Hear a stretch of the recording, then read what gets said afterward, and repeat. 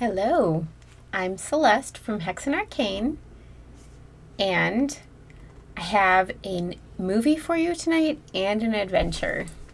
And they're kind of related. So, the movie that we're showing tonight is the 1955 Yellowneck. It's not strictly horror, but it's definitely got some horror to it. So, Yellowneck is the story of a disgraced Confederate general who runs off, deserts his troops, and runs to the Everglades where he meets four other deserters. And they kind of team up to fight the elements. There's hostile people that they're dealing with. There's a whole bunch of stuff they run into. So this is actually a pretty fun one to show. And in the meantime, I also went on a fun adventure related to Confederates. I went to a battlefield from the Civil War in Kentucky and kind of got some footage around there. I am fascinated by the Civil War, so it was fun. Also, if you didn't know, this was after I went camping and I had to change my hair for the camping event. I've been having to do that a lot lately. Thanks, Morgan. That one actually was not related to Morgan, but most of them have been. But I had to change my hair. My go-to has been red lately, or at least reddish. And it was really tough to get out this time. For some reason, I was really struggling. So I managed to get the front of my hair purple again, but you'll see I tied the rest of it back because I didn't like the combo. But anyway, it was still in process at the time. Luckily, as you can see, it's back to the good old purple. Anyway, I had a great adventure this time, just checking out a battlefield. I love history. Morgan and I both love the Civil War. We're both fascinated by everything, and so this movie just seemed to fit what we were doing at the time.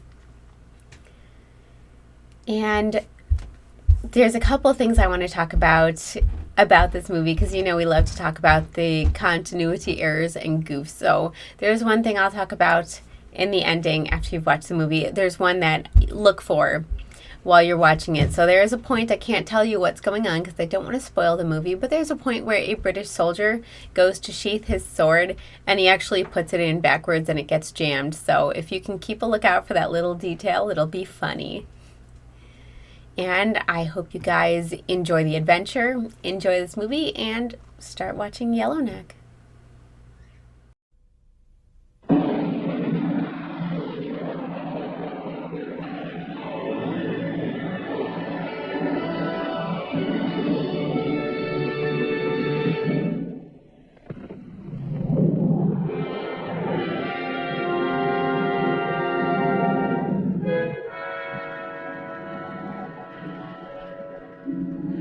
This is the story of 5 men who were the product of a long and bloody war. 5 men who turned their backs on the Confederate cause to run. History has a name for the man who runs in the face of battle, deserting. But to the rank and file of the men in the Confederate lines, he was called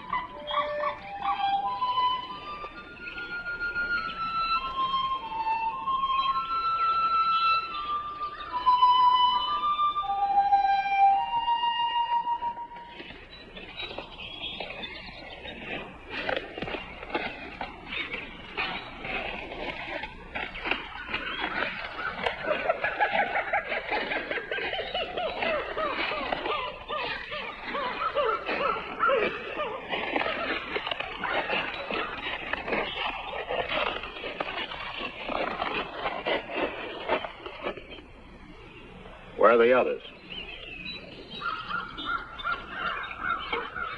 There weren't none. Where are your men, Colonel? Your scout spoke the truth. I am alone. He ain't alone. He's come to take us in. The very last one of us. Let's get, Sarge, what we can get. Hold it, Johnny. How come you're on our trail just now? That I think would be business of my own. Under the circumstances, Colonel, whoever you are, I'm afraid it's our business, too.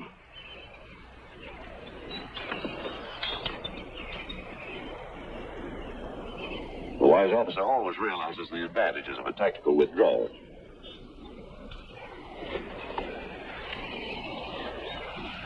I'm here to meet the man to whom this letter was addressed.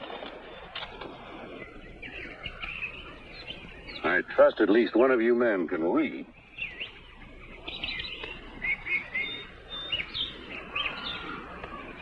What's it say, so? Who is he here for? The Seminole named Yellow Cat. To the Seminole named Yellow Cat.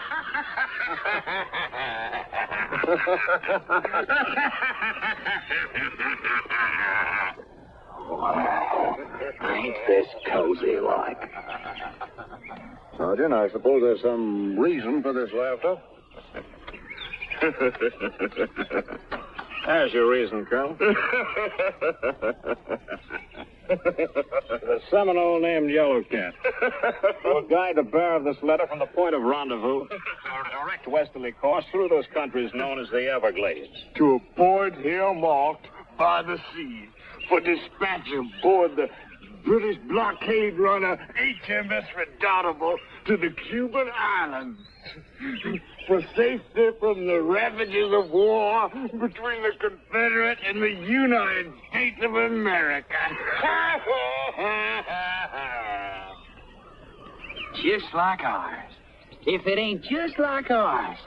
And him a colonel buying his way out of the ranks just like us. Now that you've had your humor, I see no further need of my staying here. I'm going to find my guide. Go on, look for him. But you won't find him. We've been all over here looking for him, Colonel. There is no Yellow Cat. Your papers are as worthless as mine. 400 miles. 400 miles from this. My arrangements will lead him. Conduct I paid for to the sea didn't include deserting scum from the ranks. Whether you bought it from a company bootlegger or a blue-nosed lawyer, don't make much difference, Colonel. There's all classes of scum. I leave you, gentlemen. I prefer my own company to the sea. Now, hold on, Colonel. You're high and mighty wise. You're something, ain't you? Credentials all proper-like. Just like ours. Let me tell you, I don't believe a word of it. I don't like the smell of you. Clench one muscle, take one breath, and I'll open you from head to toe. I know your kind. I've laid you miserable cards when I've seen you run. Miserable bargain you were for the Confederate cause. A foreigner, eh? Aye. English. Mercenary. I fight wherever I fight. And you'll run whenever you can run. Cowards, the lot of you. Running pants high fast from the battle.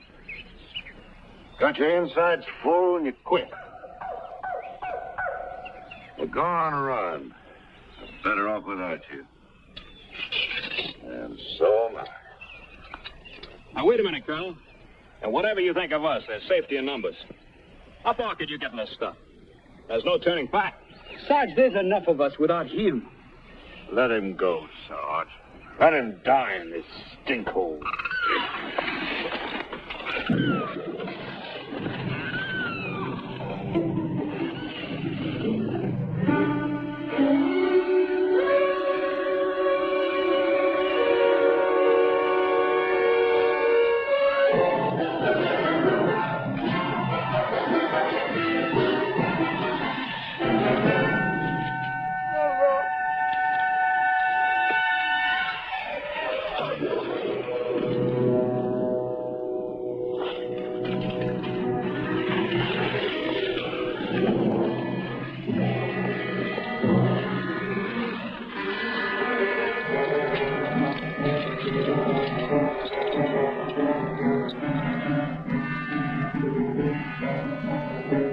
guide, Colonel.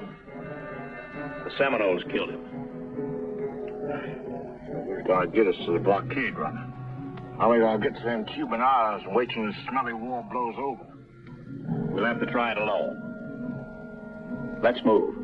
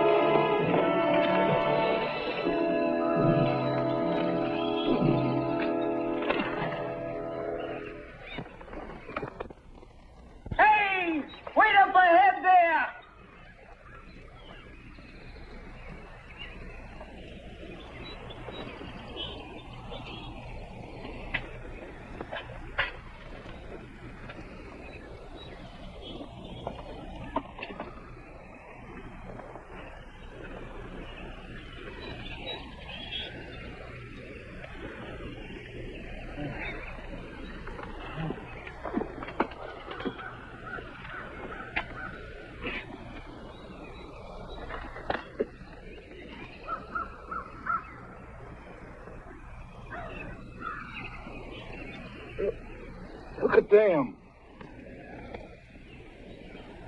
Buzzards. I think we're crazy trying to get through this jungle by ourselves. Nobody forces you to come with us. You got to stay back there by myself. We ain't got a chance. I know we ain't. Go on back. Go back? Go back alone and have them buzzards feeding on my bones, you crazy? Then stay here and shut up.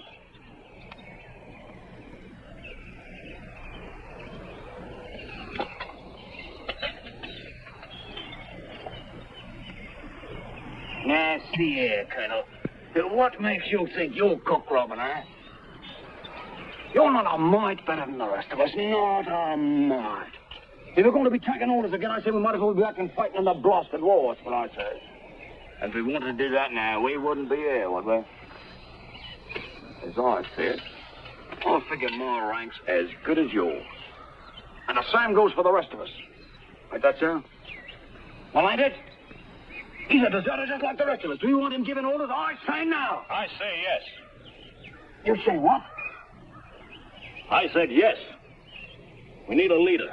We can't go stumbling through these jungles and expect to stay alive unless we're organized. It takes a leader to do it. Good. That's fine. On for that, I am. Sure.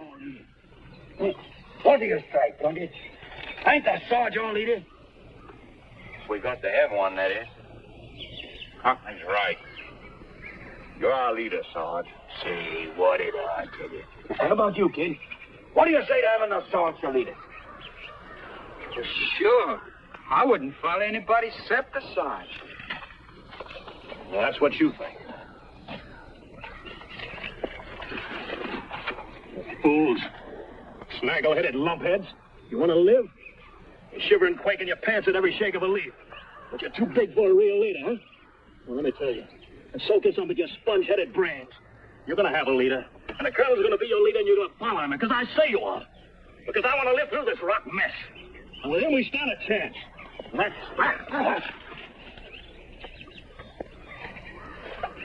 That's it, Colonel. You're the leader. Just a minute, Sergeant Todd. I admire your control over the men. I wasn't fortunate enough to have a sergeant like you in my command. But you've overlooked one little detail in this whole affair. I don't want to be the leader. You don't want to lead. I believe I spoke quite clearly. I'll put it another way. If I wanted to lead, I'd be back fighting a war. If I wanted to lead, I wouldn't want miserable, quavering, filth-infested scum like this in my command. Oh, you go ahead and lead the men, Sergeant Todd. I'll just come along on my own. I prefer it.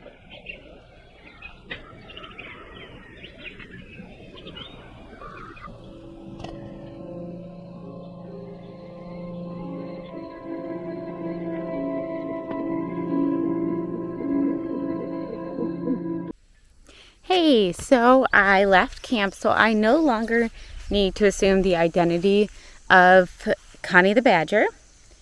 But I am here in Kentucky, and I'm here in Perryville, Kentucky, at the site of the last and largest battle in the Civil War that happened in Kentucky. Now, it happened on October 8th in 1862, and it pitted General Braxton Bragg's Confederate Army against General Don Carlos Buell's Union Army. And technically, Braxton Bragg won this battle, and he had fewer casualties, but it was extremely bloody, violent battle that left around 7,600 people dead, wounded, missing. But even though technically the Confederate Army was considered the winner, they did withdraw from Kentucky at that point, so it kind of kept Kentucky permanently in the hands of the Union Army. It ended at nightfall that day. The Confederates did not capture the Dixieville Crossroads, which is the point that they were really needing to capture. It was an intersection that the Union Army used at Perryville, so they did not capture that, which meant that they were not set up to continue further north or take over more of Kentucky. And so the General Bragg retreated during the night, ending the battle and the campaign. So this is pretty cool. There's a lot of stuff to see here. If you look, this says the Stars and Bars Confederate First National. This was the official flag of the Confederacy during the Battle of Perryville.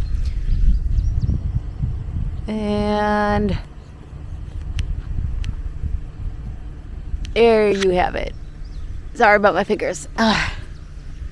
That was way up the flagpole. So there's a lot of stuff to see around here.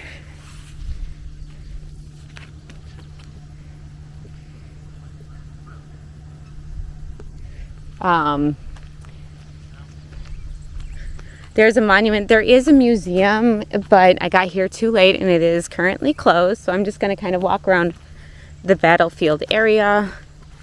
This says, in grateful appreciation to Squire Henry P. Bottom, who buried these Confederate dead. Dedicated by the Kentucky Division, Sons of Confederate Veterans, Military Order of the Stars and Bars, 1985. In Civil War, Morgan and I are both fascinated with the Civil War. We always have been. So this is actually the first time that I've ever been to a Civil War battlefield. It's kind of been one of the things I've always wanted to see in my life, is go to some of the main battlefields. Sorry, my hair is still in the process of changing back. I put some magic conditioner on it, but it's a little unruly from days of camping.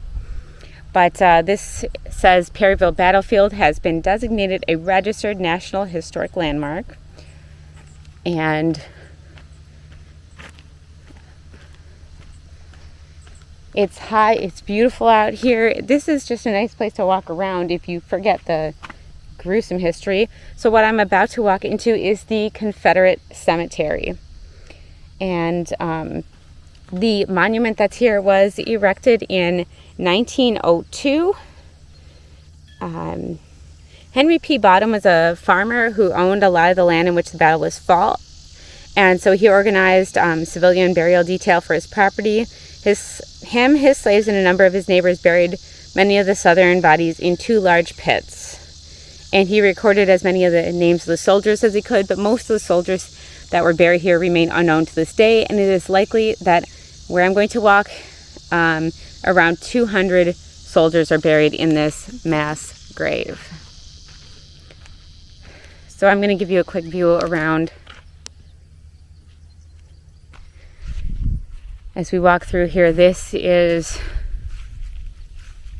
the Confederate Memorial.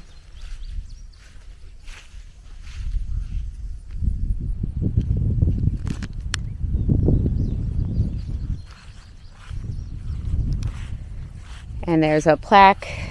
It says to remember the fallen, October 8th, 2012. Down here.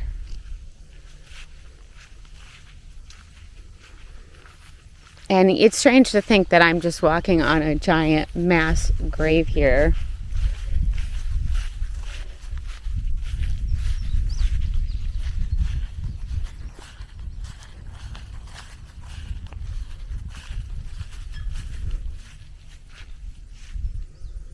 And there is a grave here. It says Harris Bradford Cope, killed in action. There's only 2 of them here that are listed out here.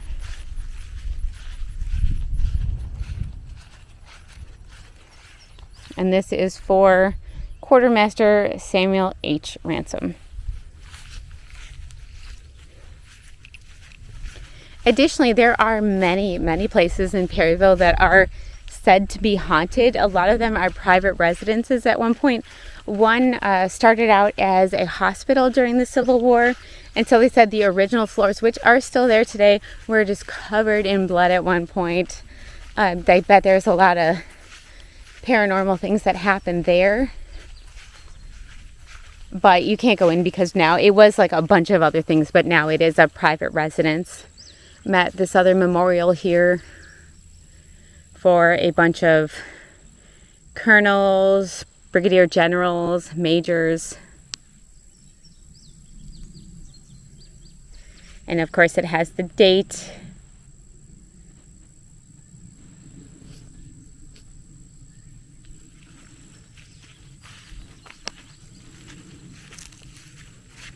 And because it said that the farmer owned slaves, I'm fairly certain that this area was more aligned with the Southern cause than the Northern cause. So I think that's maybe why, at least right now, I'm seeing all the memorials dedicated to the fallen Confederate soldiers. Here's another monument. It says, for freedom's battle once begun, bequeathed by bleeding sire to son, though baffled oft is ever won.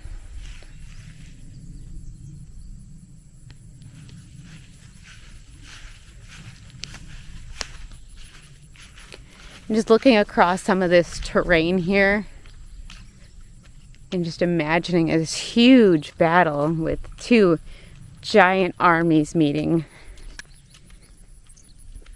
If I remember correctly, about 4,000 something Union soldiers were killed and 3,000 something Confederate soldiers were killed.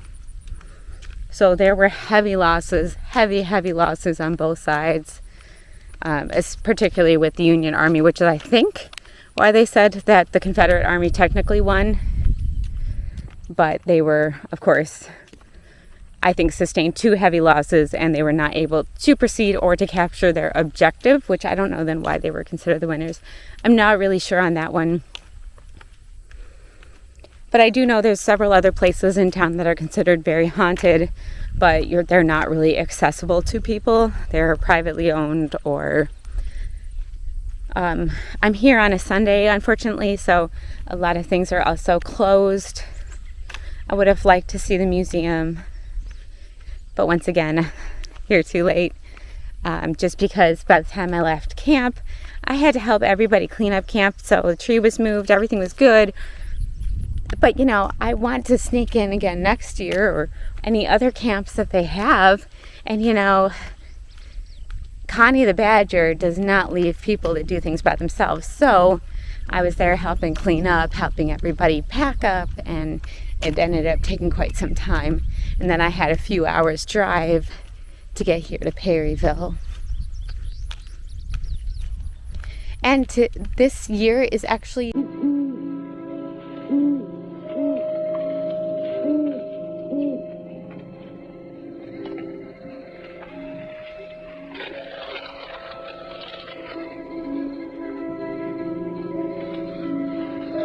Colonel's orders are we'll hold in here for the night. Bed down the best you can.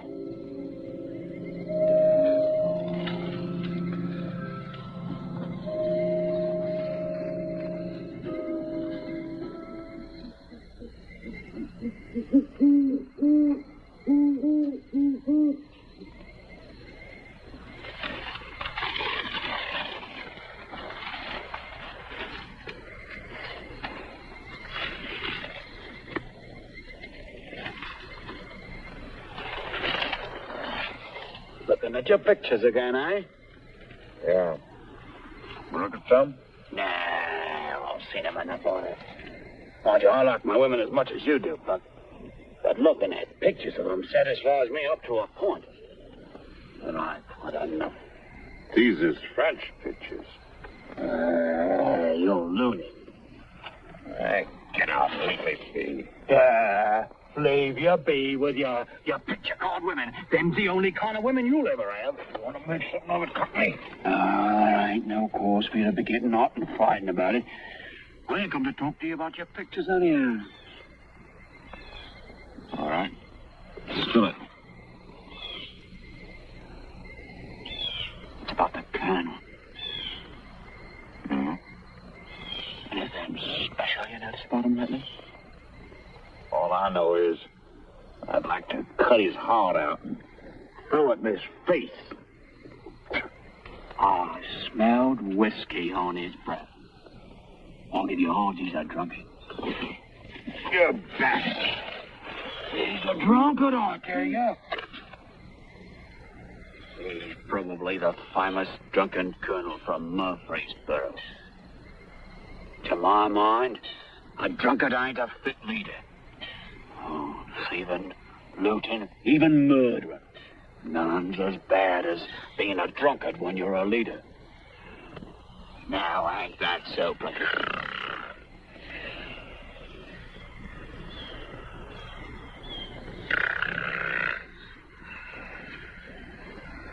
Ain't that so, Plunkett?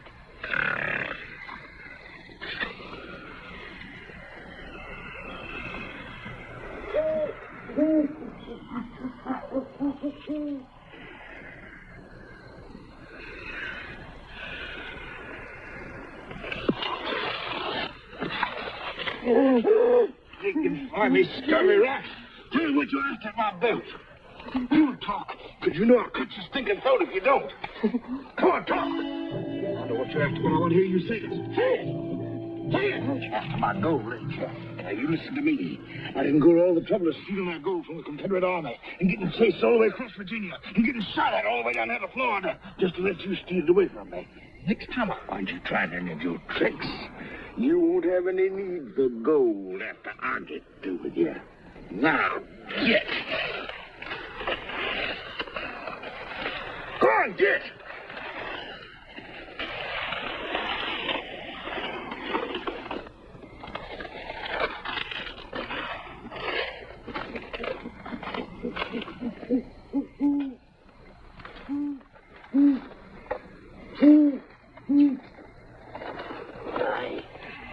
Hey, Plunkett.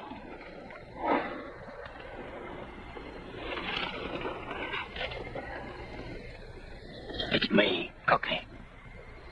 We ain't through with this business yet, Gunny. From now on, you better keep your eyes open all the time. All the time. Because you ain't gonna know from which direction I'm coming the next time. And get this. I ain't followed you all the way down here to give up that easy. So take my advice, Plunk. Watch your go.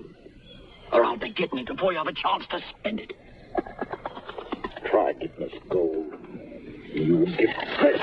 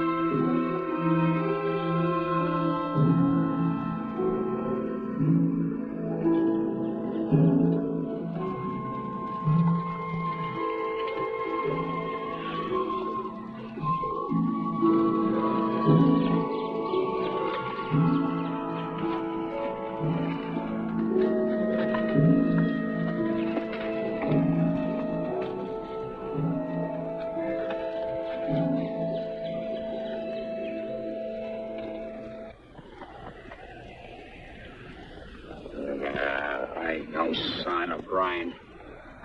I ain't seen no sign of fresh meat either. We ain't going to either, with all of us making all kinds of noise through the brush. But I've seen signs. There's plenty of game out there. Ain't no ways of catching them without shooting. I bet you I could get a coon, Sarge. Why, there ain't a coon in Georgia what ain't been treed by me. Let the boy have a shot, Sergeant. If there are Seminoles about, they know we're here. The shot won't make any difference.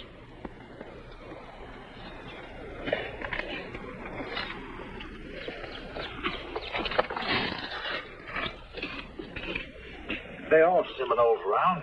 Why we seen them? Why ain't they caught up with us? Why should they try to kill us?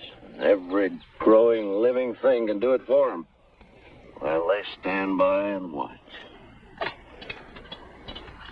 And they are watching. Watching every move we make. 5 brave, undaunted soldiers. Fighting every crawling inch of green. It must be quite a comedy. He's drunk. What's your remark, soldier? Beg your pardon, Colonel. The drunken colonel from Murfreesboro. That was some charge, wasn't it, Colonel? And if I recollect correctly, was there some confusion as to which way you was charging? Unless the private knows something about military tactics, I suggest he keep his rotten mouth shut. Oh, I know this about him. When a private retreats when he should have charged, he gets shot. He gets shot for other things, too.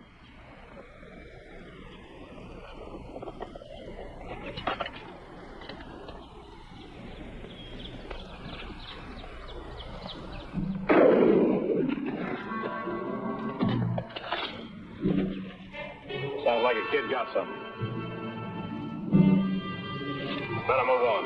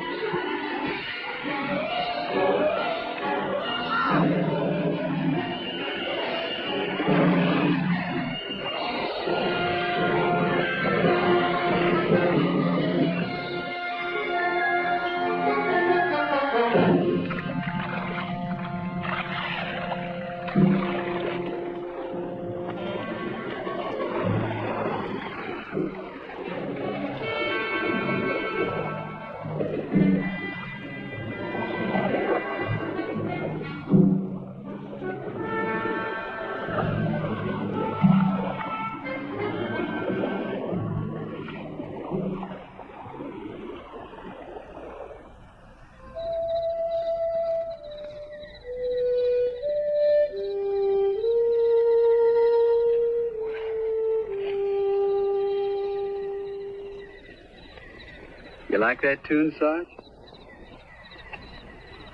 Yeah, sure. All us boys knowed it when we left Georgia.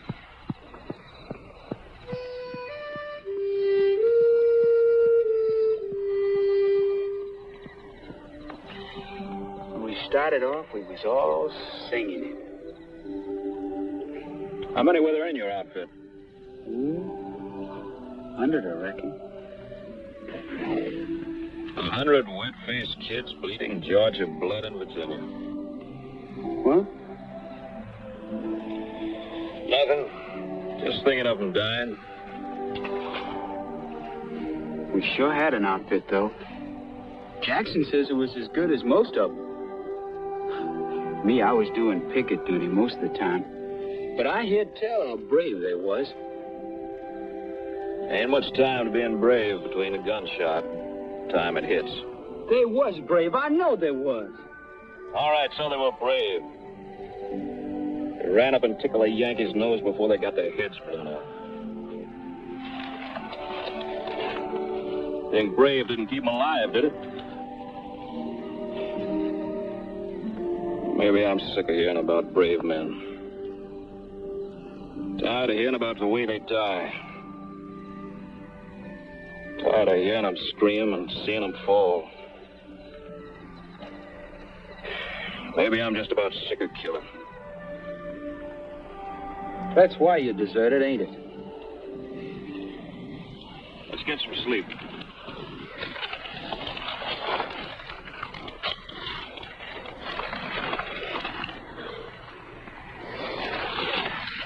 Sarge, sometimes what you say don't make sense. I mean, I heard tell about how brave you was, and, well, I reckon that's why I followed you, but... Well, I guess it does make sense. But it sure is confusing.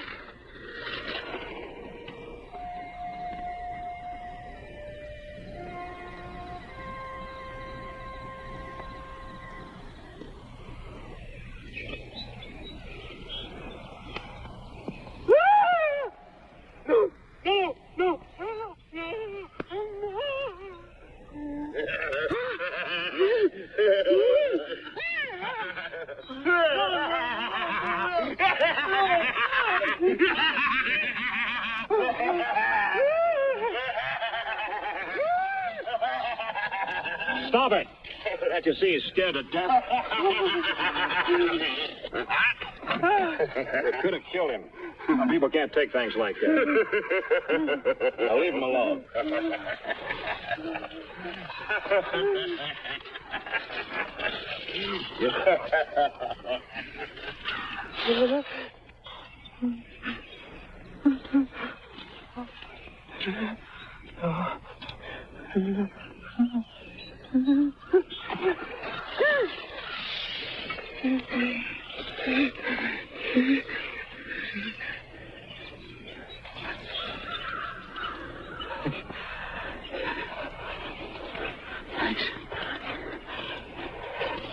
Thanks, Governor.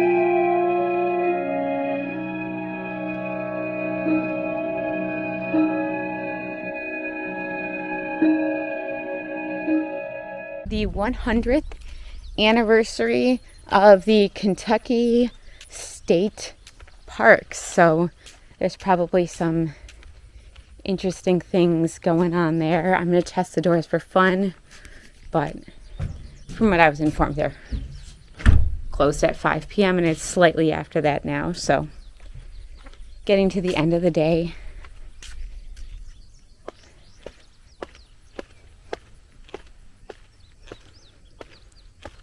But it would be so cool to be able to bring a metal detector and see if I could find bullets and stuff like that. I'm just fascinated by things.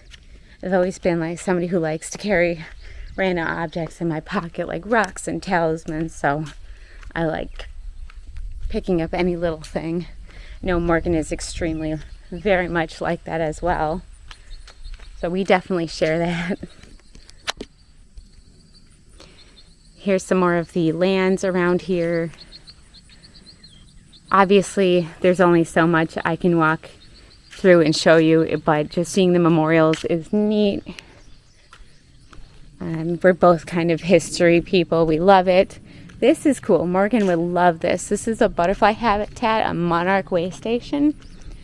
And she is, if you don't know, extremely passionate about monarch butterflies.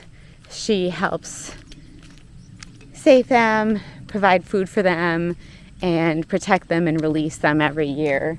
So, and she knows quite a bit about it, so I think that she would really appreciate that this was a monarch butterfly way station.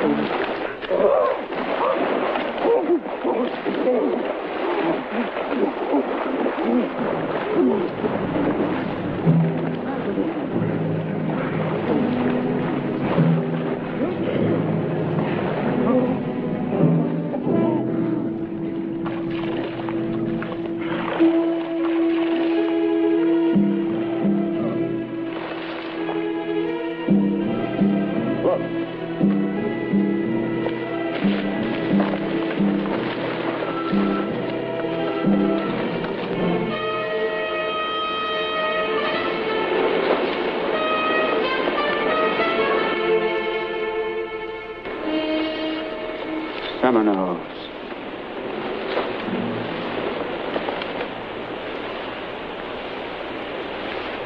Let's get out of here. Sarge, ain't they gotta be buried? Those men ain't been dead very long. That means Seminoles can't be too far away. He's right, Sergeant. These men deserve decent burial. I'm for getting out of here. Me too. Let's get. Well, there's no military regulation that says you must bury these men. But there's a code of common decency. Especially among fellow soldiers. And who's gonna bury us? Sarge, we ain't soldiers no more. We're deserters, and so are they. It's each man for himself in these conditions. I guess that's the way it stands, Colonel. Run for your lives. I'll stay and do what's decent. Oh, kid, come on, let's go.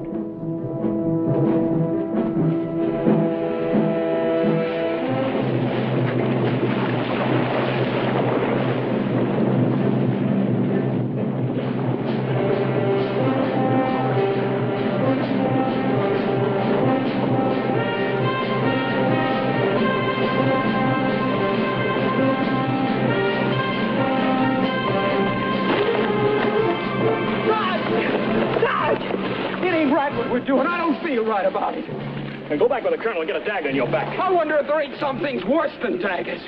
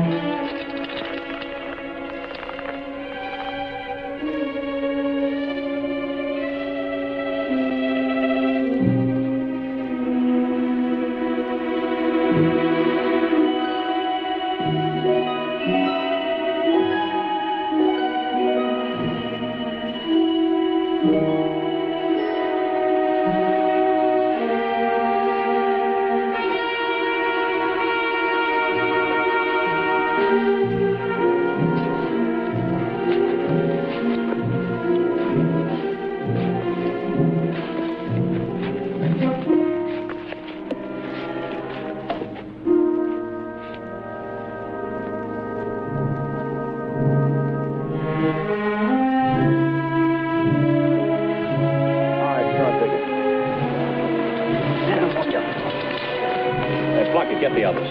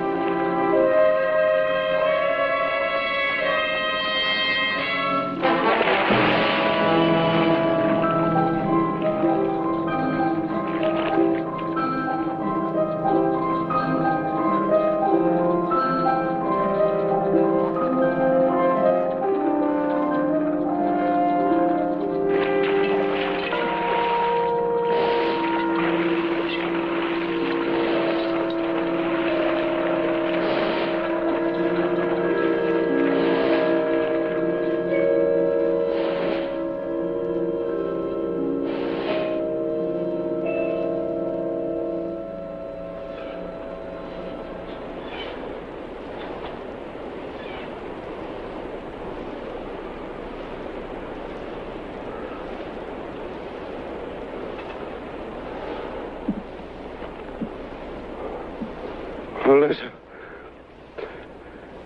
Melissa! Melissa!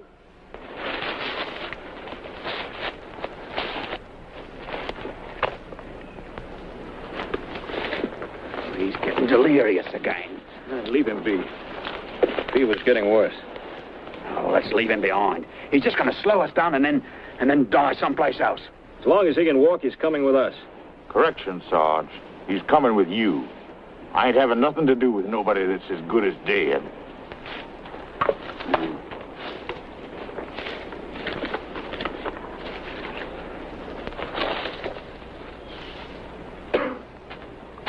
Yelling like a bloomin' banshee.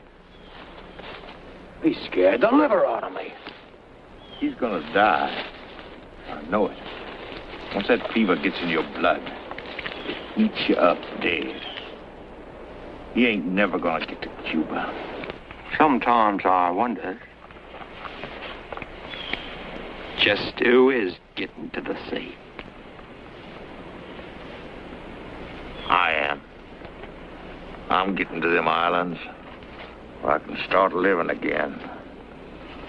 With all them Spanish girls and all. Boy, that's really gonna be something. reckon with what I got, I'll be living high for some time. Looking forward to that, ain't you, Plunkett? Spending it all by yourself.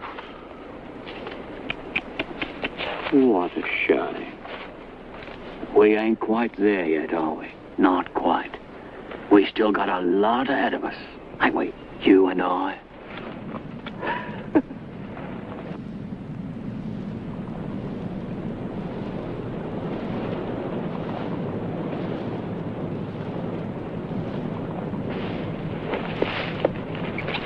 Listen. You hear that? I don't hear nothing. It's on the wind like. Hear it?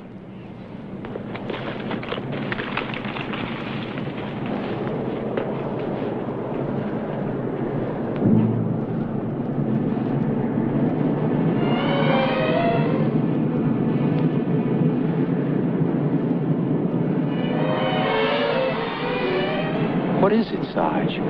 What's doing it?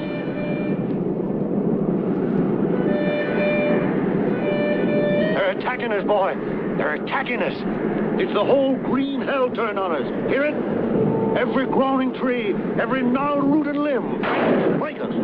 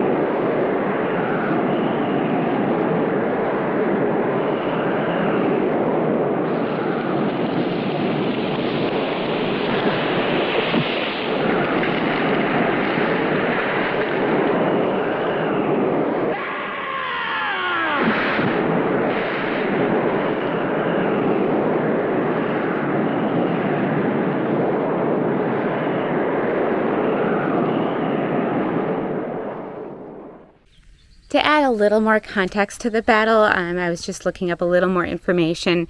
So, General Braxton Bragg, who was the Confederate general, and he worked with General Kirby Smith, and they invaded the Commonwealth of Kentucky in the early fall of 1862. I'm assuming that would be around September. And the Confederate forces were successful and won the battles of Richmond and Munfordville, and their goal was to ultimately take control of the state from the Union Army. I think they were attacking like places that were really important to the Union Army and supply lines and stuff, but late October, General Bragg's and Smith's armies went to Tennessee because they were unable to achieve their bigger goal of taking control of Kentucky. So on October 7th, one day before the battle, there was a 55,000-man Union Army in Ohio under the command of General Don Carlos Buell, and it converged in the crossroads town known as Perryville, which is still here today, in 3 different columns. And the Union forces first skirmished with the Confederate cavalry and the Springfield Pike, and then they went on to fight on Peters Hill. But based on intelligence that Bragg had received from his cavalry, he thought that he was only facing a small portion of General Buell's army, not the main body. So he was not expecting this 55,000-man army to be facing him. He thought it would be a lot smaller group. And this battle would ultimately decide the fate. And so the forces fought with each other. It was 55,000 Union soldiers to 16,000 Confederate soldiers. So they were way, way outnumbered. So in total, there was 71,000 people fighting here. In the early morning, the fighting began around Peters Hill, and the Union soldiers came up the pike, searching for water, halted just before the Confederate line. General Bragg ordered his army to attack what he thought was an isolated Federal force, but it took until noon before the assault got underway. So in the morning he tried to, but it just didn't happen until noon. At that point, the rest of the Union Corps had arrived further to the Union left. Then they were led by General Alexander M. McCook, and there was about 13,000 people in that section, which is almost the size of the entire Confederate force in the area. The Confederates changed their focus to focus on that force because they believed it was the force they faced early in the morning. And in the afternoon, Bragg planned to commit 3 divisions, but due to the surprise of the Confederates, the plan worked. Many Federals in McCook's corps were inexperienced and had only been in the service for less than 3 months. And for 5 hours, McCook's corps struggled to survive. Meanwhile, the majority of the veteran Federal forces were under orders not to engage because General Don Carlos Buell was only 2 miles from the main fight, and could not hear the battle raging. The acoustic shadow dissipated in the area's rolling hills, is what they said. So if you look around, there's all these hills, and it really covered up the sounds of the battle. In the fighting, Confederates saw a lot of success all across the battlefield in places like Open Knob, where they captured 7 Union Canyons, Loomis Heights, and the H.P. Bottoms Farm. So this was on basically a lot of farmland belonging to H.P. Bottoms. They pushed back the Federal Corps over a mile from their positions, but eventually the Union troops were reinforced by 2 brigades that stabilized their lines, which brought the Confederate attack to a halt. So then later the Confederate soldiers attacked the Union force on the Springfield Pike, but they were pushed back and they fell back into Perryville. The Yankees pursued, and skirmishing occurred in the streets in the evening before dark. So, estimated total casualties, which obviously estimation we don't know, was around 7,612. Of that, 4,211 were Union soldiers and 3,401 were Confederates. There was 5 hours of brutal fighting, and then night fell on the battlefield, and during the night, word finally reached General Bragg of the true nature of what lay before me. So he did not realize the size of the force that he was up against. So once he realized the scope of the size of the Union army he was facing, he thought he was facing a small force, and when he realized that he was facing General Buell's entire army, the majority of which did not see any combat, he was short on men, short on supplies. He withdrew during the night and retreated by way of Cumberland Gap into East Tennessee, and with that, the Confederate offensive in Kentucky was over. I'm sorry if that's too much detail. I find it fascinating, so please be along for this ride with me as I walk around this really historic and interesting site, and what was once such a bloody, horrific day is now one of the more beautiful places that I have walked around. I'm going to show you the Monarch Garden here. Monarch Way Station.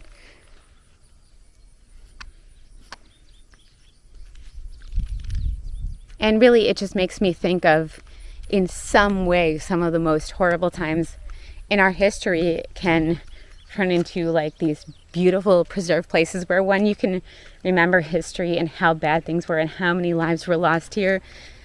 And also, it's a place where now people can walk around and enjoy these beautiful hills, the country, and reflect.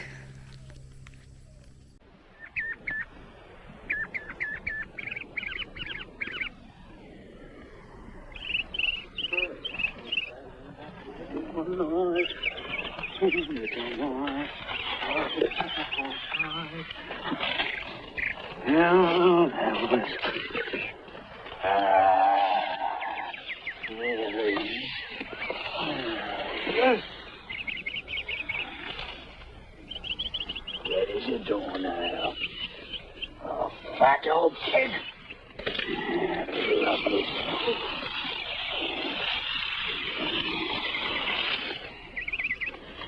It's a blasted shame. God bless you, fat old heart. Oh, I'll remember you, I will. I will. With all them Spanish ladies.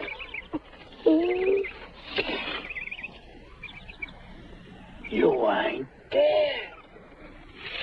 No, I ain't dead.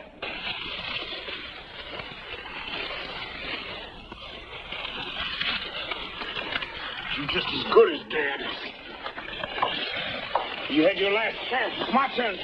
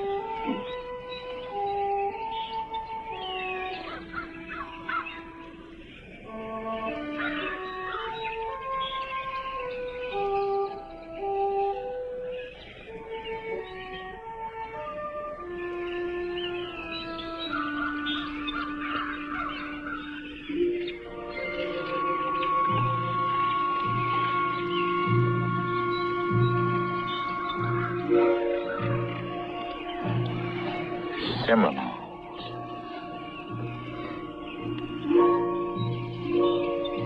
Maybe it's Seminoles. Could be deserters like us. I'm gonna find out. You stay here. I'll scout it.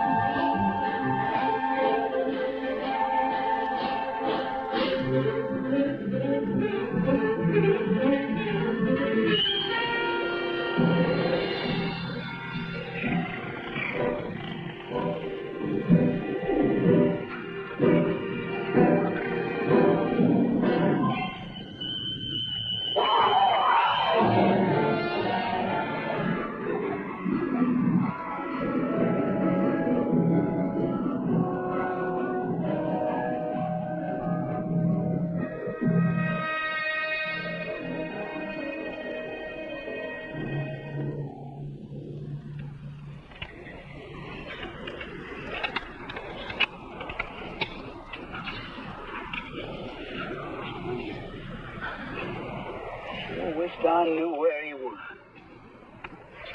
He's been gone too long. Trust me, the Seminoles got him. And in my opinion, there ain't no point in waiting. trouble is, that smoke's between us and the direction where we're going. Maybe we could follow his trail for a bit. We'd still be heading the right way.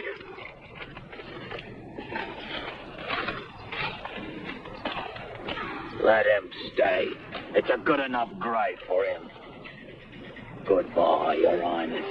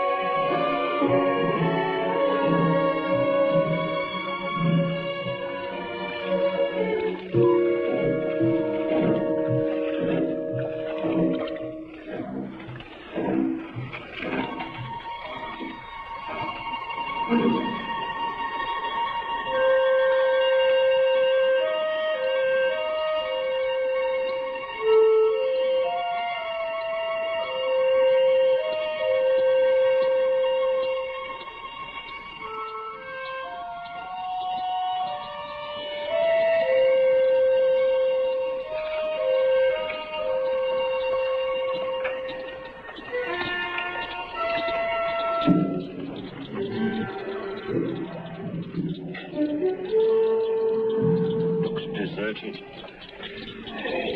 one of them slimy Indian types. They got the sergeant there. I know it. If they do, they're awful quiet about it. I say they already finished them off. Nothing we can do now. Let's go. No, let's stay. If they got Todd, the quicker we start moving, the better our chances will be. I ain't going. I'm staying. Then stay.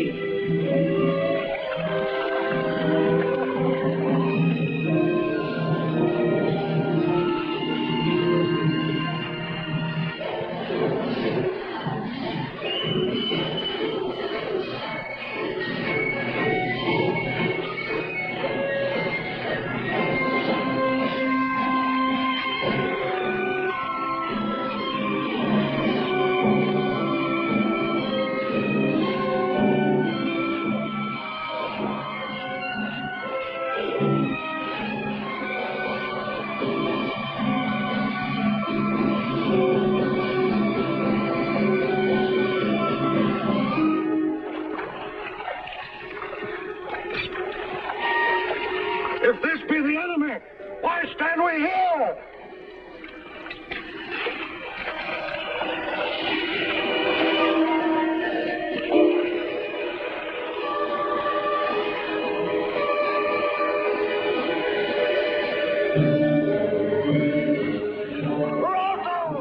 Rock them from the embankment!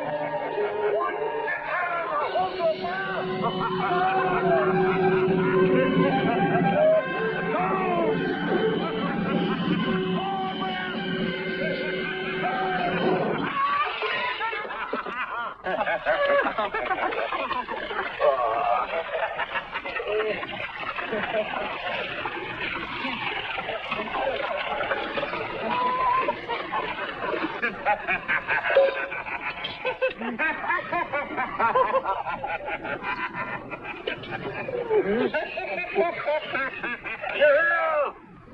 It's not I to fail my command. Take us not for what we appear to be. Now start for what we can become.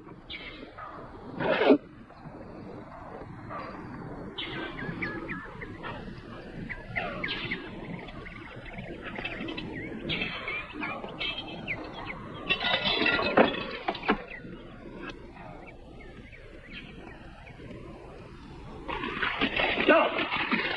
Down, you fools! Take cover! Take cover!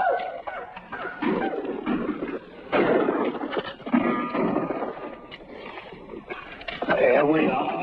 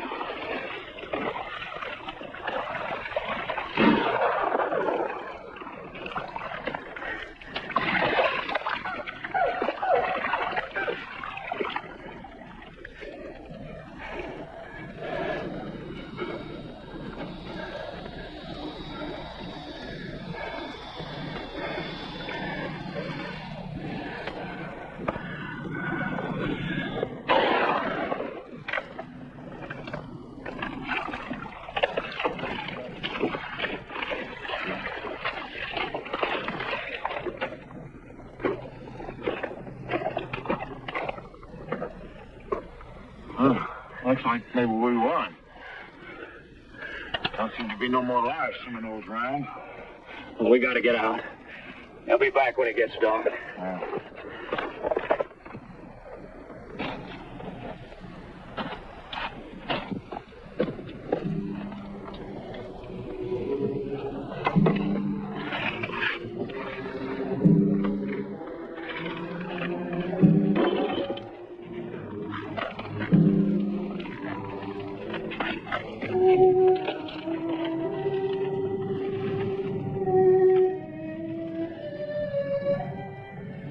He won't die.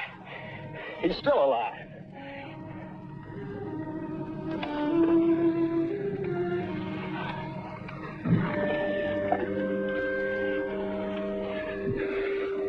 I can't make it. Get him out of here, Plunkett. Oh, he's as good as dead. I said move him out of here.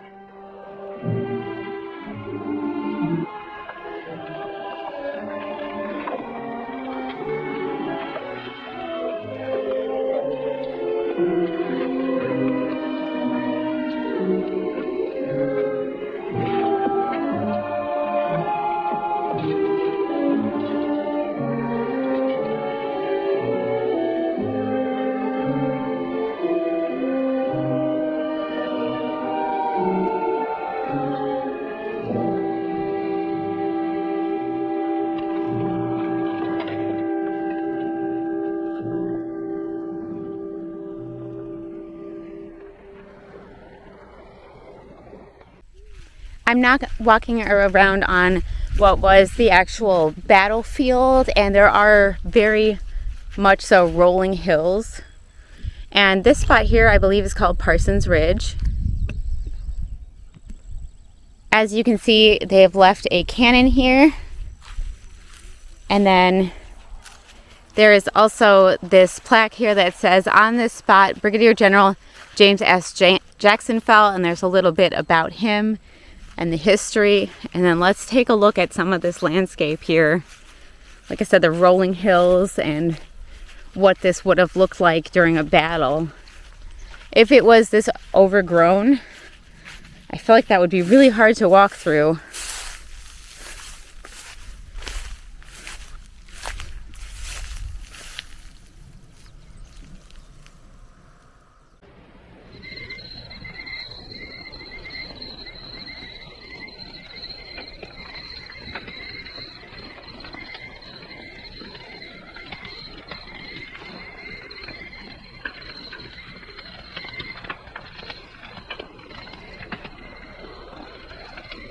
I hope to God they don't see it.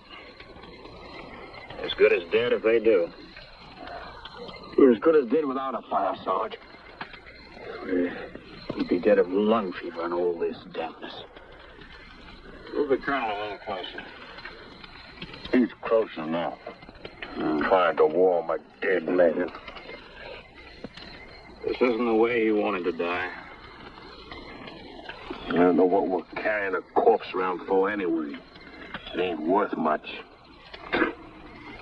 Right you are. I estimate it's worth maybe a medal or two. A few Yankee green dollars. Say maybe 10. And a right fine gold watch. Real nice one, ain't it, Jim? You wall-eyed thief. You'd even rob the dead. He ain't dead yet. Besides, I don't think the colonel would begrudge me a timepiece as a memento. Now, would he?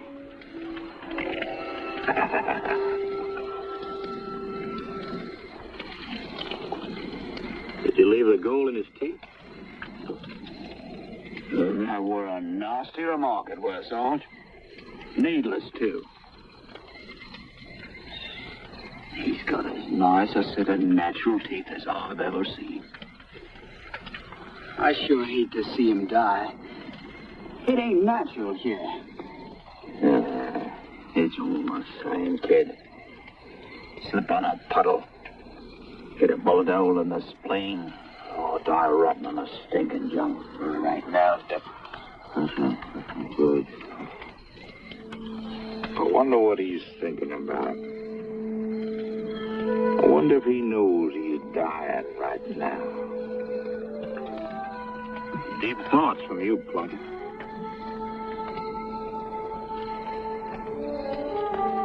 Sort of amuses me, I reckon. Him and his officers' blue-blooded ways. I wonder if his thoughts is anything like mine would be. He ain't dying in some filthy wench's arms, like you'd be. The more to be pitied, Limey. The more to be pitied. I ain't never seen a colonel die afore. Goes easy like though, don't he? Just like he was a regular one of us. It ain't easy, kid. He's fighting to live like all of us would.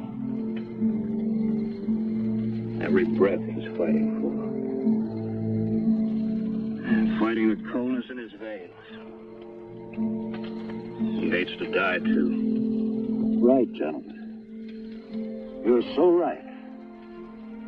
Don't let me disturb you, gentlemen. Please. Worship the dead.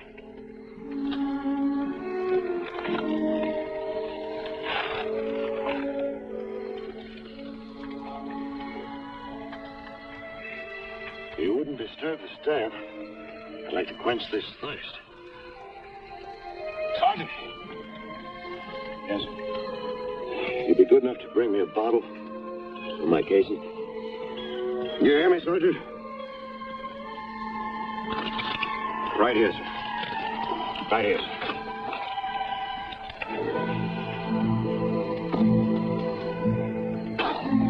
The devil with you, Sergeant. Where's the fire? Where's the burn? That whiskey, blast you.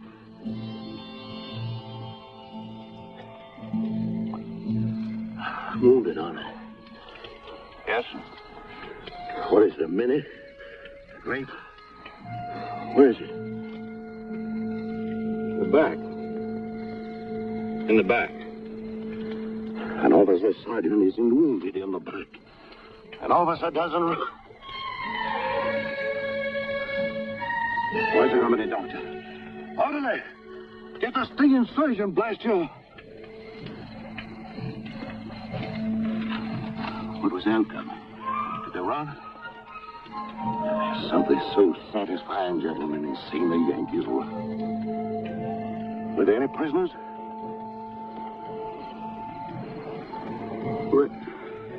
Reckon not, Colonel. Killed all the blue noses, eh? Not a prisoner in the lot.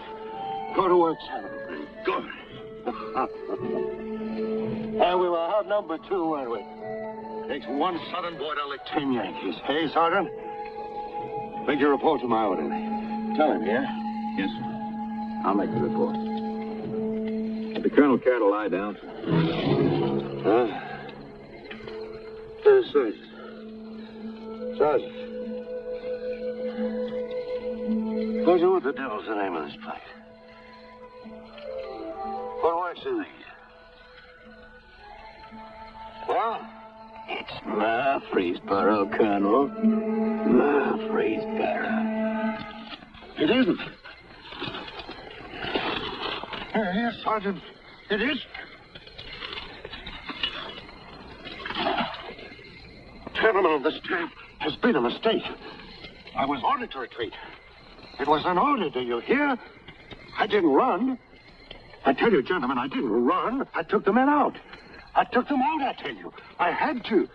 They were chopping them up like meat. They were using cannon with grape. 12-pounders. It was slaughter, gentlemen. Slaughter.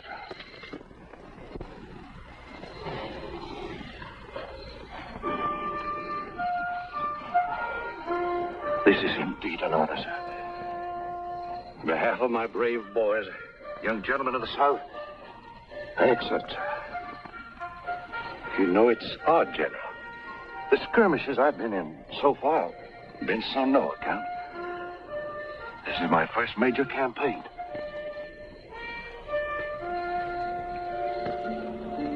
I've been hoping for this. I'll display it on the mantle at Merriman. A lot of fine men have come from there, General. Proud men. This is indeed an honor, General Lee. Thank you, sir.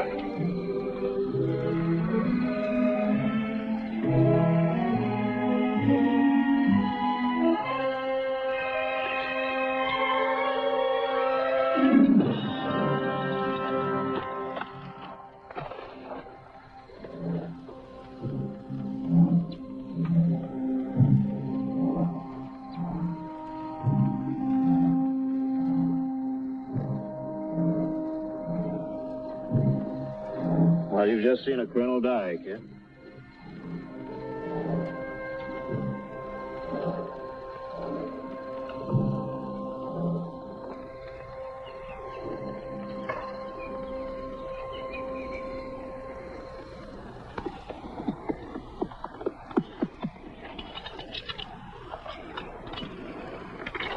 Now, let's go.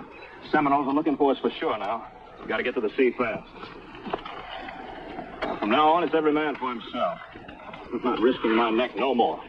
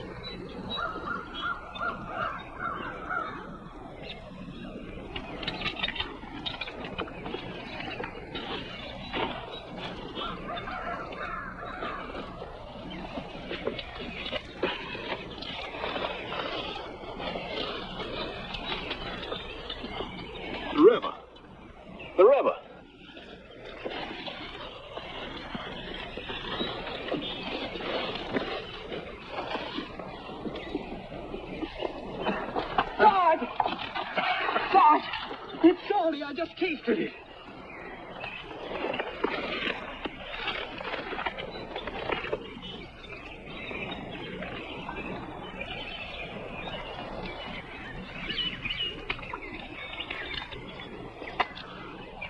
It is brackish.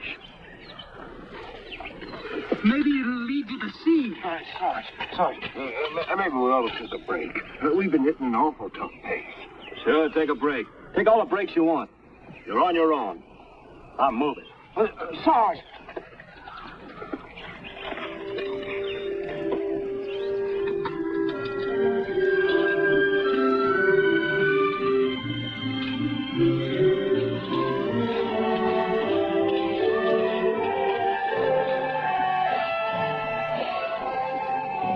Look, Sarge. The river's getting wider. Maybe it does lead to the sea. Yeah, it sure looks like it. I'll believe it when I sees it.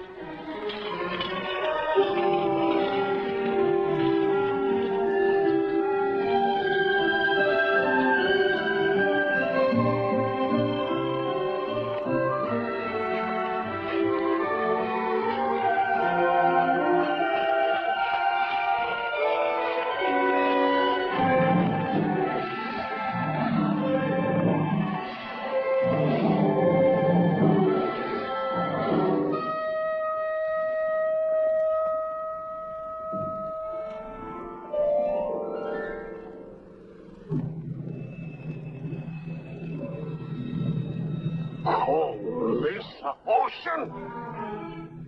What's the matter with you? Can't you read your compass no more? What are you trying to do? Lead us around by the Indian nose? No. By the sun when I can see it. I ain't got a compass. I lost it. Trying to lead us through the jungle without a compass? Are you lame-brained, stupid idiot? I ought to...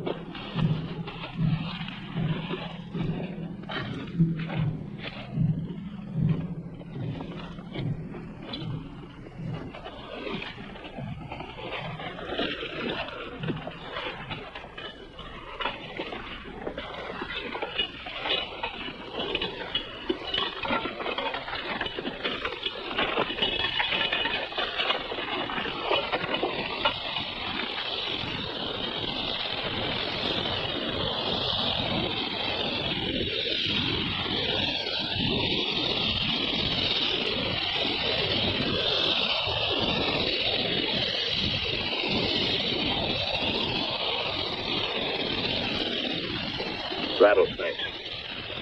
That's them.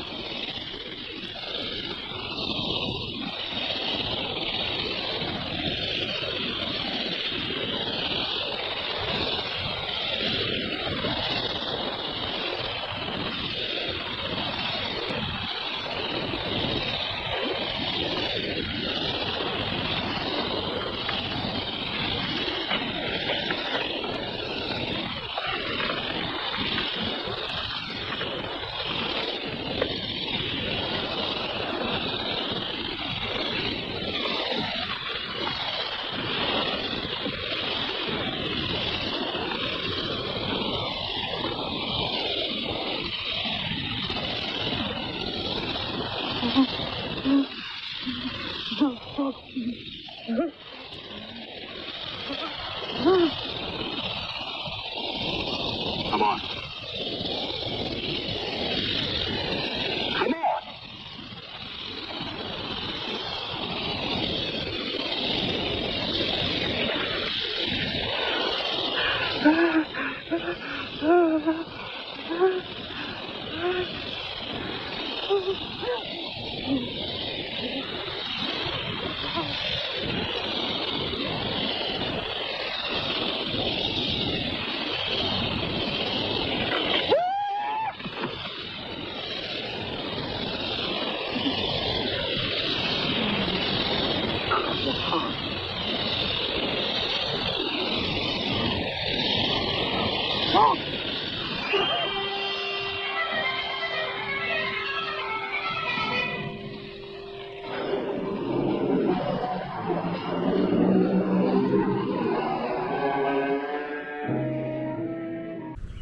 I'm now walking in the town of Perryville, which is quite honestly a super adorable little town. And this place is supposed to be it's considered the most haunted town in Kentucky because of the Civil War history. So, for example, a lot of the buildings here, and they're like the cutest little buildings. It's a very small town, but this building here is an antique store.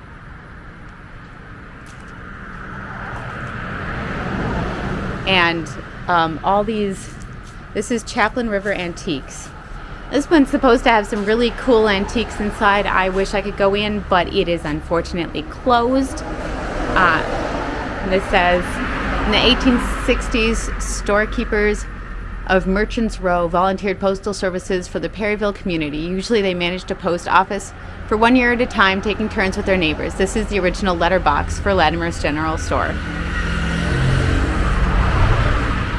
So if you walk down this, you can see that all these little buildings, super cute, very historic buildings.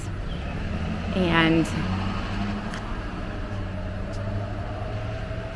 supposedly this Chaplin River Antiques building is so interesting because it is said to be haunted by the ghosts of 2 soldiers that reside in the basement. Like I said, I wish I could check it out. I got here late, everything's closed. But I still had to just walk through and see.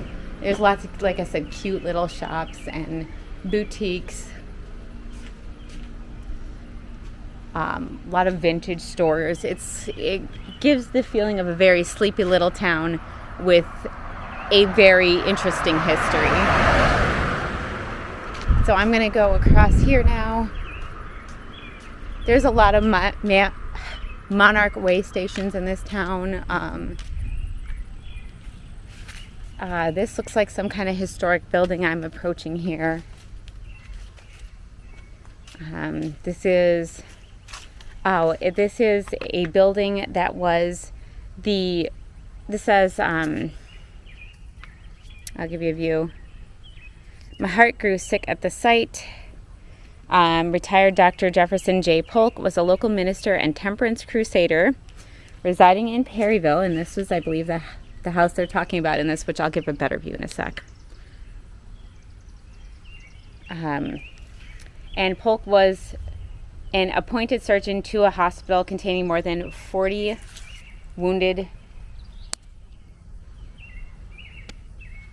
According to local legend, the hospital was a barn located near the battlefield where the farmer who owned the barn played his fiddle in tune to the cries of the wounded. Polk's home did not escape the tragedy of war. Several wounded soldiers, including Confederate surgeon Carl Lagenbecker, died there. Lagenbecker, a surgeon with the 13th Louisiana Infantry, lingered behind to help the wounded. He succumbed to illness and died on December 21st, 1862. He is buried in the Perryville Cemetery, which is down that way a little bit. And so I believe this was the Dr. Jefferson J. Polk's house. And that's why there's a memorial right here for him. Which is a very tiny house. Like, obviously, when you look at all these places, these were not giant mansions. These are tiny little country houses. So it's interesting to note that these, when you think of the vast number of people that were wounded and needed care, how many can you realistically fit into one house? And therefore it makes sense that a lot of these buildings were in fact used as hospitals of some kind to house and care for wounded people. And because of that, I'm doubting that they got excellent medical care, just on the fact that people had no experience in caring for wounded people, and the medical care at the time was shoddy anyway. So this is Carrick Park's house. It was where Confederate troops were the night before the Battle of Perryville. Day after the battle, they returned to survey the damage, found little done. Officers, doctors lived in the house for about 6 months. It was built in the early 1850s, bought in 1856 by James V. Carrick, who came over from Shelby County, Kentucky. So this was a place where, prior to the battle, there was a lot of soldiers and army generals staying Oh, this looks interesting over here. This looks really interesting. So let's see what is over here. And this whole town has a lot of memorials. Oh, wow. Wow, okay. This is the Carrick Park's house after the battle, it says. Let me take a look. This is, that looks eerie down there. The house was commandeered by federal surgeons, and hundreds of wounded and dying men occupied every structure around the house. The family's belongings were ransacked, their clothes turned into bandages, their spring ran bone dry from thirsty casualties, and their food stores were gone. It was a long, hard winter for the Carrick family. Among the doctors occupying the house was the federal surgeon Robert McMeans, 3rd Ohio Infantry. The doctor was already suffering from an illness of congestive chills and pulmonary apoplexy. His wife asked him to return home. She pleaded with him, but he refused to leave the wounded. He died of heart failure on October 30th of 1862. And this is really hard to see. I don't know what all this actually is down there, but that is really cool looking. Behind me here, and I'll give you a better view, is what was called the Dye House. And this is now a bed and breakfast, but previously it was another place that was used as a hospital following the Battle of Perryville. And this place, they said to this day, the second floor has blood stains on it from all the wounded people and is supposedly extremely haunted. Let me give you a better view.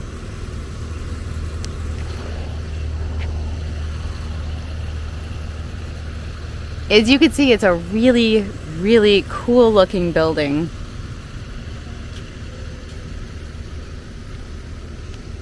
And there is a lot of history here.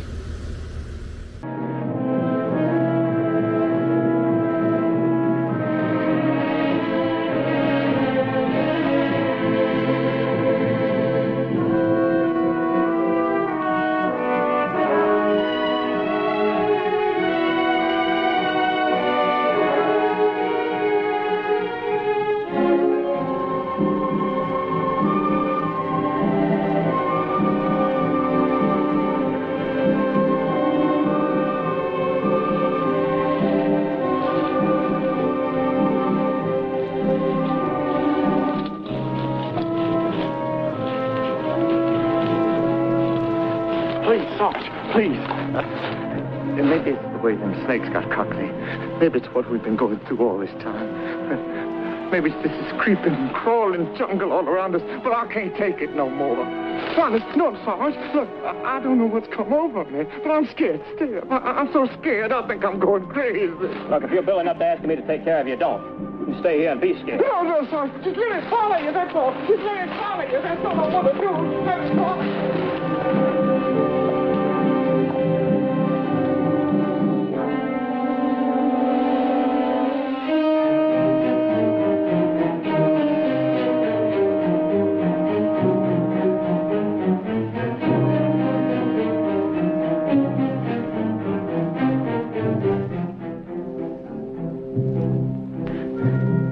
We'll ride it across. Sarge, look at them gators.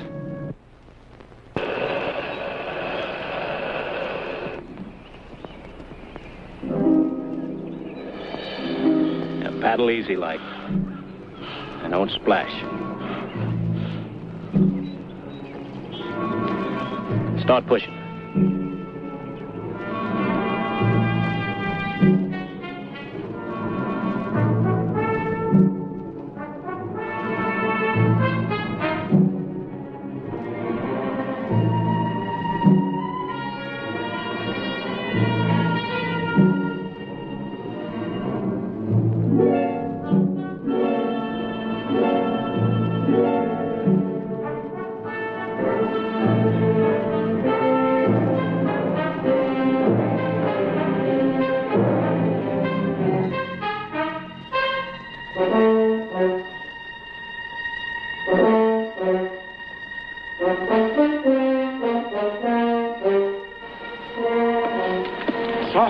Sarge, that river crossing was just great. Boy, you sure know how to beat this jungle. We never would have made it without you. No, I want you to know that I owe my life to you. I never would have made it alone. It's up to you, Sarge. It's up to you. Just please, don't leave me be alone. Please, Sarge, please. Look, if you fall back, you're on your own. No. They'll get me, Sarge. All them horrible, sneaking, murdering things around us here will get me. They're afraid of you, but they know I'm scared, and they're going to get me, Sarge. Look, Sarge, I got a secret. I don't want anybody else to know about it but you. I got gold, lots of gold. I stole it from the army. You're going to be rich, Sarge. You're going to be rich.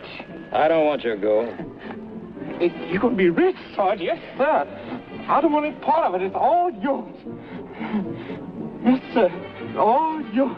Just get me out of here alive. That's all I ask. Just get me out. And look, I'll even let you have my girl pictures. My real, genuine French girl pictures. But look at this gold, Sarge. Look, it's all yours.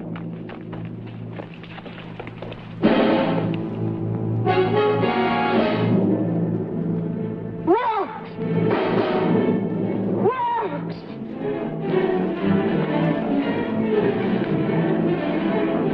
Where's my gold? Where's my gold? Cockney! Cockney, got my gold!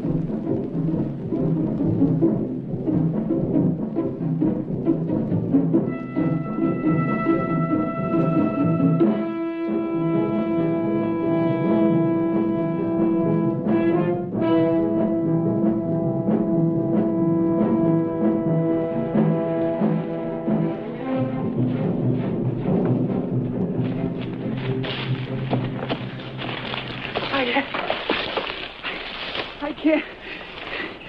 Don't you ever get tired running? Yeah, I get tired. I'm so tired of running, I'm sick. Sick to my stomach.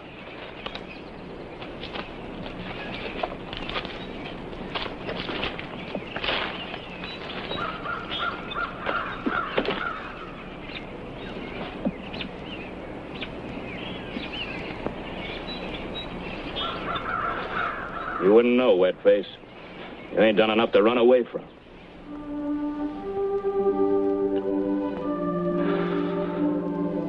You shouldn't have followed me, kid. You shouldn't have started running. I've been running ever since I know how. Running from everything I never liked. And I reckon I ain't much to like around this world. I've been running so long, I don't know how to stop.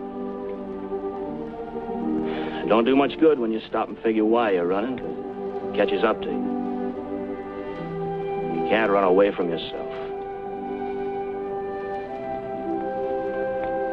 Don't run away from nothing, kid. It don't do no good.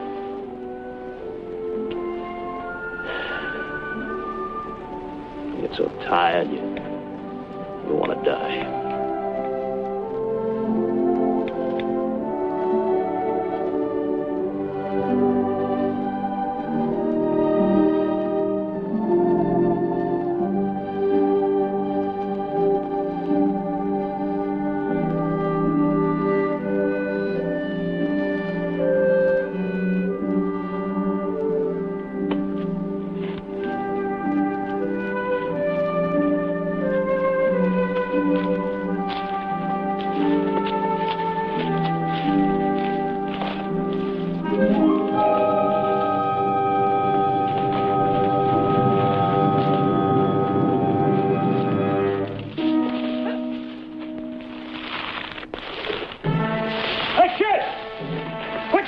back! Get back! Come on, reach me something!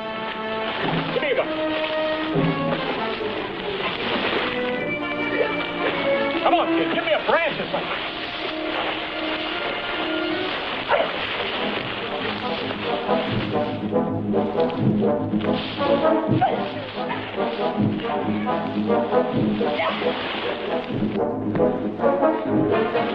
Get out of here. Go on, get out! Get out of here!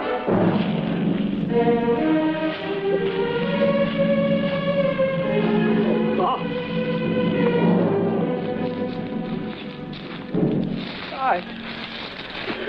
Die.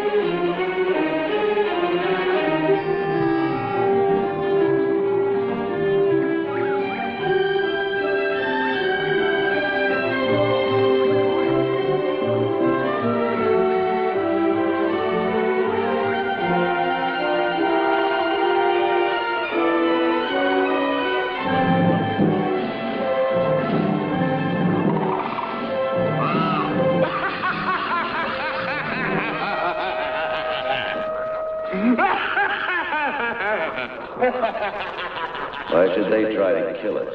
Every growing living thing can do it. No. They'll get me, Sarge. All them horrible, sneaking, murdering things around us here. Forget me. Oh, die rotten in a stinking jump. All right, now it's different. Oh, no.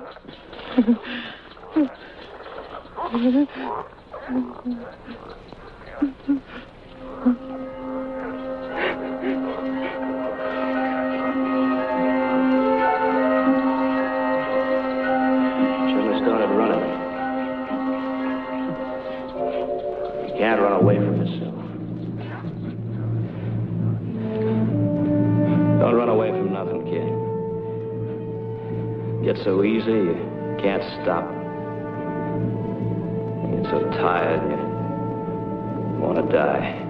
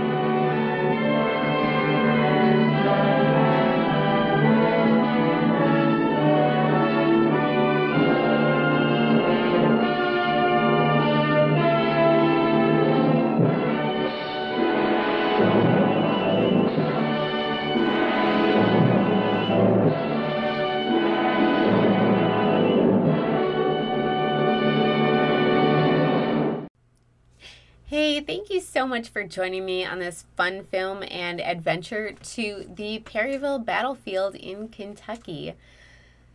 It was so fun. I actually haven't stopped thinking about how cute that town was. I'm not sure the video footage did it justice. Like the houses and everything were just so tiny. I felt like I was in Europe. Because that's how it feels like in some places in Europe. Like when I've gone to Germany, everything feels a little bit like I'm in like a dollhouse or something because everything is just neatly. It's just cute and little and narrow and not, I don't know, it just had that feel of something either from Europe or a long time ago. I think a lot of it has very original and I love that. So it was a really fun adventure for me, a fun trip to check out what was going on at a battlefield. I wish I could have spent more time. I wish I could have explored more and hung out more. I wish the museum had been open. But, you know, you can't live with regrets. So I'm just going to appreciate and enjoy the time I had there. And I had told you at the beginning I would have one more thing to talk about. So that would be the other continuity error, which is, you know, and this one's understandable. You have to have some of this in when you're making a film just to keep the pacing and keep the story moving. But when the rattlesnake bites the one guy and he dies instantly, that pretty much doesn't happen. With a rattlesnake, most deaths occur within like 6 to 48 hours afterwards. So I don't think it's unheard of, especially if it's like a juvenile snake or something. But it was something where I was like, oh, that's a little bit inaccurate, but I understand it for the pacing of the movie. Another thing I kind of wanted to mention was a little bit of trivia. So the caps that the deserters were wearing were made from an 1862 pattern, and the different colors signified what the branch of service was. So the sides and the crown were like red meant artillery. I have trouble saying that word. Artillery. Yellow for cavalry, and sky blue was for infantry. So it's just a little bit of fun. I really, really wanted to like this movie. I wanted it to be a good movie. It had so many elements that would make it a good movie. Lots of adventure. And so it just was somewhat poorly done. I still really enjoy it. I like this kind of thing, but I can recognize it wasn't a good movie. It was fun. It had a good concept. I think it just wasn't good. So thank you so much for joining us tonight for this adventure. And we'll see you again soon. And as always, we will hex you soon.